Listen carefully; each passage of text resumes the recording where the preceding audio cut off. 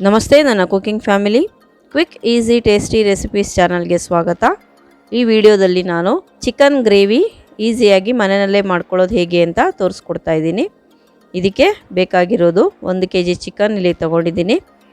ಮತ್ತು ಒಂದು 3 ಈರುಳ್ಳಿ ಈ ರೀತಿ ಕಟ್ ಮಾಡಿ ಇಟ್ಕೊಂಡಿದ್ದೀನಿ. ಒಗ್ಗರಣೆಗೆ ಬೇಕಿದ್ರೆ ಅದರ ಚಿಕ್ಕದಾಗಿ ಕಟ್ ಮಾಡ್ಕೋಬೋದು. ಮತ್ತು ಒಂದು 2-3 ಬೆಳ್ಳುಳ್ಳಿ ಬಿಡಿಸಿಟ್ಕೊಂಡಿದ್ದೀನಿ. ಒಂದು 3 ಇಂಚು ಶುಂಠಿ ಸಿಪ್ಪೆ ಬಿಡಿಸಿ ಕಟ್ ಮಾಡಿ ಇಟ್ಕೊಂಡಿದ್ದೀನಿ. ಒಂದು ಪಾತ್ರೆಯಲ್ಲಿ 2 ಸ್ಪೂನ್ ಎಣ್ಣೆ ಹಾಕ್ಕೊಂಡು ಕಲ್ಲುವು ಹಾಕ್ಕೊಂಡು ಮತ್ತು ಕಟ್ ಮಾಡಿರುವಂಥ ಈರುಳ್ಳಿ, ಶುಂಠಿ, ಬೆಳ್ಳುಳ್ಳಿ ಹಾಕ್ಕೊಂಡಿದ್ದೀನಿ. ಇದನ್ನು ಚೆನ್ನಾಗಿ ಫ್ರೈ ಮಾಡ್ಕೋಬೇಕು ಎಣ್ಣೆಯಲ್ಲಿ. ಬಿರಿಯಾನಿ ಎಲೆ ಒಂದು 4-5 ಹಾಕ್ಕೊಂಡಿದ್ದೀನಿ. ಮತ್ತು ಕರಿಬೇವು ಹಾಕ್ಕೊಂಡಿದ್ದೀನಿ.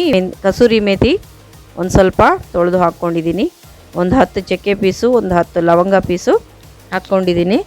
ಮತ್ತು ಒಂದು ಚಕ್ರ ಮೊಗ್ಗು ಹಾಕ್ಕೊಂಡಿದ್ದೀನಿ. ಇವನ್ನೆಲ್ಲ ಹಾಕ್ಕೊಂಡು ಒಂದು 4-5 ಏಲಕ್ಕಿ ಹಾಕ್ಕೊಂಡು ಒಂದು 7-8 ಮೆಣಸಿನ್ಕಾಯಿ, ಒಣಮೆಣಸಿನ್ಕಾಯಿ ಅಥವಾ ಹಸಿಮೆಣಸಿನ್ಕಾಯಿ ನಿಮಗೆ ಖಾರ ಎಷ್ಟು ಬೇಕೋ ನೋಡ್ಕೊಂಡು ಹಾಕ್ಕೋಬೋದು. ಮತ್ತು 2 ಸ್ಪೂನ್ ಧನಿಯಾ ಇವನ್ನೆಲ್ಲ ಹಾಕ್ಕೊಂಡು ಚೆನ್ನಾಗಿ ಫ್ರೈ ಮಾಡಿ ಒಂದು ಬೇರೆ ಪ್ಲೇಟಲ್ಲಿ ಎತ್ತಿಟ್ಕೊಂಡಿದ್ದೀನಿ ಆರೋದಕ್ಕೆ. ಮತ್ತು ಚಿಕನ್ ಚೆನ್ನಾಗಿ ತೊಳ್ಕೊಂಡು ನೀರೆಲ್ಲ ಸೋರಿಸಿ ಕುಕ್ಕರಲ್ಲಿ ಹಾಕ್ಕೊಂಡಿದ್ದೀನಿ. ಇದಕ್ಕೂ ಸಹ ಎಣ್ಣೆ ಹಾಕ್ಕೊಂಡು ಒಂದು 3-4 ಸ್ಪೂನ್ ಎಣ್ಣೆ ಹಾಕ್ಕೊಂಡು ಚೆನ್ನಾಗಿ ಫ್ರೈ ಮಾಡ್ಕೋಬೇಕು. ಆಮೇಲೆ ಸ್ವಲ್ಪ ಉಪ್ಪು ಹಾಕ್ಕೊಂಡು ಒಂದು ವಿಸಲ್ ಬರೋದಕ್ಕೆ ಬೇಯೋದಕ್ಕೆ ಬಿಡಬೇಕು. ನೋಡಿ, ಇದು ಮಸಾಲೆ ಎಲ್ಲ ತಣ್ಣಗಾಗಿದೆ. ಇದನ್ನು ಮಿಕ್ಸಿ ಜಾರ್ಗೆ ಹಾಕ್ಕೊಂಡು ಜೊತೆಗೆ ಸ್ವಲ್ಪ ಒಂದು 1/4 ಹೋಳು ತೆಂಗಿನಕಾಯಿ ಹಾಕ್ಕೋಬೇಕು.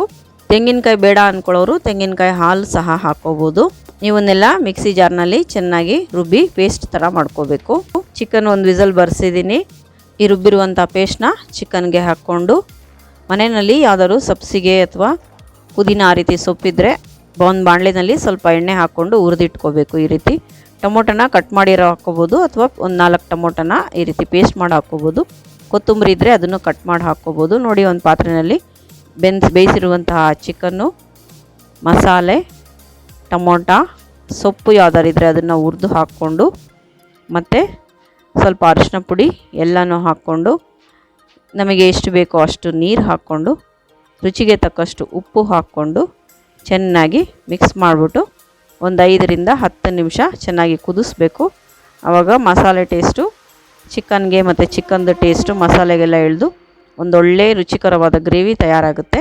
ಇದನ್ನು ಎಲ್ಲ ಥರದ ಬ್ರೇಕ್ಫಾಸ್ಟ್ಗಳಿಗೆ ಮತ್ತು ರೈಸ್ ಐಟಮ್ಸ್ಗೆ ಮತ್ತು ಬಿರಿಯಾನಿಗೆ ಎಲ್ಲ ಸೈಡ್ ಡಿಶ್ ಆಗಿ ಬಳಸ್ಬೋದು. ನನ್ನ ಚಾನಲ್ನ ಲೈಕ್, ಶೇರ್, ಸಬ್ಸ್ಕ್ರೈಬ್ ಮಾಡೋದು ಮರಿಬೇಡಿ. Thank you.